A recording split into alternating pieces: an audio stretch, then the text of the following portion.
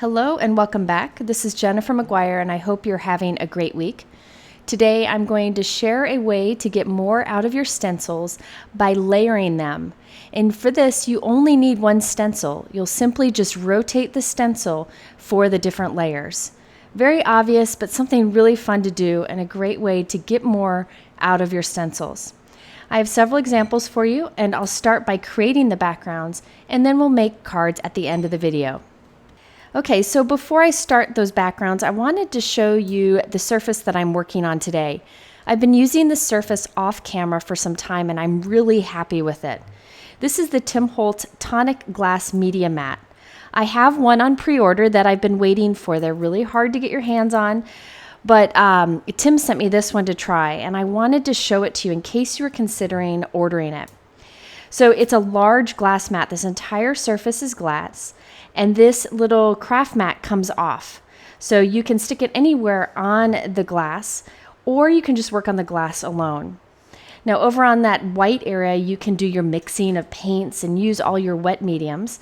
And then on the black area is where I will do my dry crafting. I like working on glass. It's something that I used to do, but I also liked working on grid, and now I have an option for both. The grid is printed on the back side of the glass, so you don't have to worry about damaging it. This is a fantastic tool, and I will probably use it in some of my videos.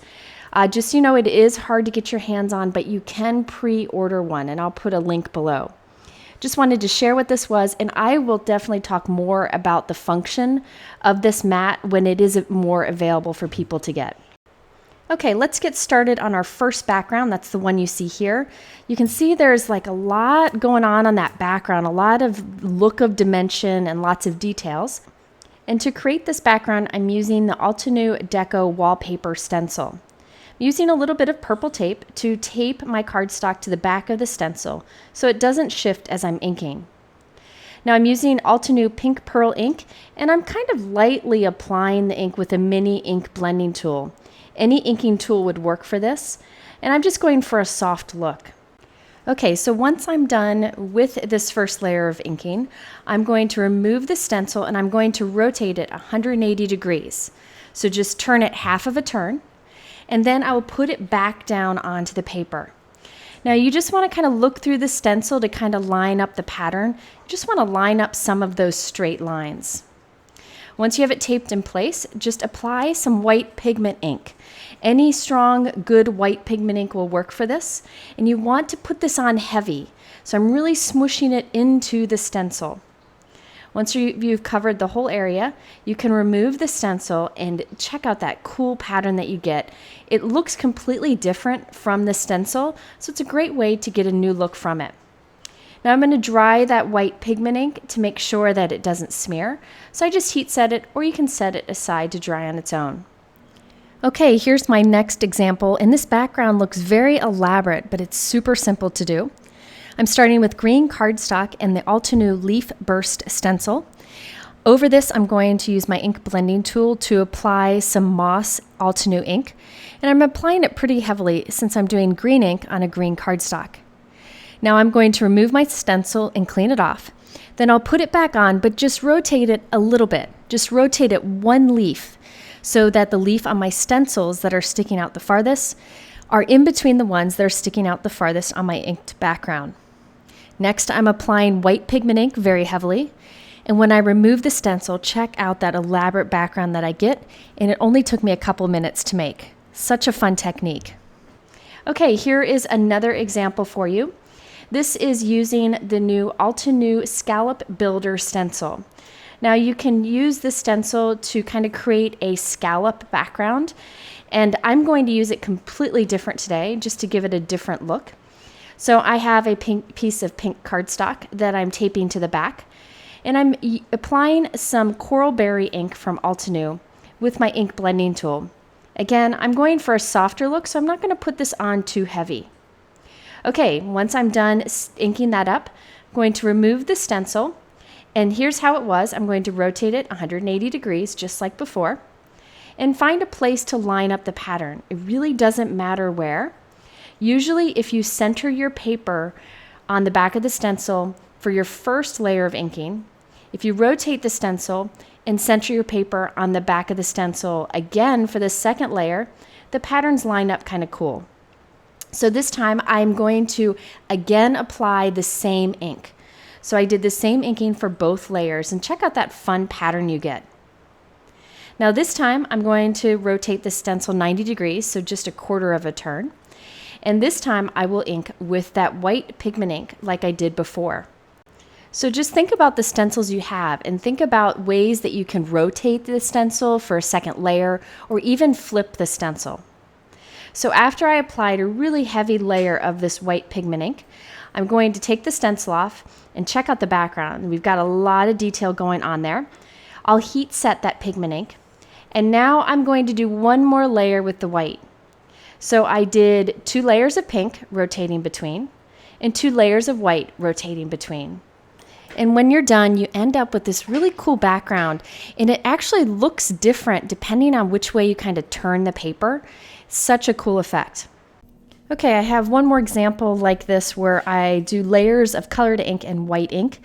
So this one I'm going to create kind of a plaid. I'm using the new Altenew Classy Stripe stencil. I put it down diagonally in one direction, and then I'll rotate it and do it diagonally in another direction using blue ink colors. Again, I'm putting the color on softly. This time I'll put this stencil down horizontal on that background and ink up with the white ink. Now I'm doing a very soft looking background. You could do different colors and create a really cool plaid background if you wanted to. So there I did the horizontal in white. Now I'll rotate it and do the vertical in white. And all of this ink layering creates that really cool look where when you tilt it in the light, you see kind of different things. That's what happens when you use that white pigment ink. And it's a really fun way to create a subtle but unique background. Okay, my next card is a little more bright, and this one is really fun because I just kind of randomly rotate this stencil as I ink it. This is the Altenew Warp Speed stencil. Now this technique would work with pretty much any stencil that has a pattern coming out from the center. So I put down my first ink color like a reddish pink, and then I rotate it just a little bit, and now I'm going to apply an orange ink. And I make sure to overlap with the color I've already inked. That way I can get blending from one color to the next. So I'm going to work my way into a fun rainbow going around this card. You could do a softer look with this technique by starting with, say, like a blue colored cardstock, then adding blue ink on it and then rotating a little bit and adding white ink or silver ink, just kind of coming up with something a little more subtle. But I like this idea of the colors working their way around this pattern. So each time I ink up and rotate, ink up and rotate. And here I am at the end with the purple ink.